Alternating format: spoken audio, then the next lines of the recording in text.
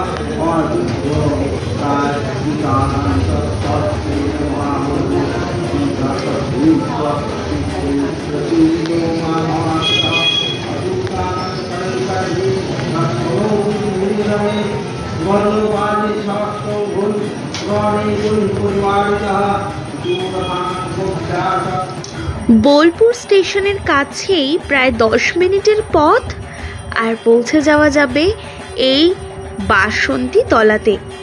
মা বাসন্তীর নাম অনুসারে এই জায়গার নামই হয়ে গেছে বাসন্তী তলা। প্রত্যেক বছরই এখানে মহা সমারোহে বাসন্তী পুজো হয়।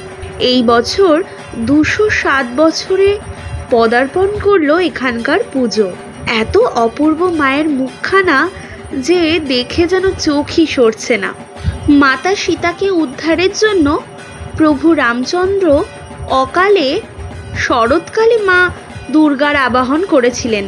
শরৎকালের দুর্গাপুজোকে অকাল বোধনও বলা হয়ে থাকে, কিন্তু বাঙালির আসল দুর্গাপুজো কিন্তু এই বসন্তকালেই। বসন্তকালে পুজো হয় বলে মাকে বাসন্তী দুর্গাও বলা হয়ে থাকে। এখানে 4 দিন ধরে মায়ের পুজো হয়। আমরা সপ্তমীর দিন গিয়েছিলাম। এই সময় গেলে মায়ের দর্শন করতে ভুলো না। বাই।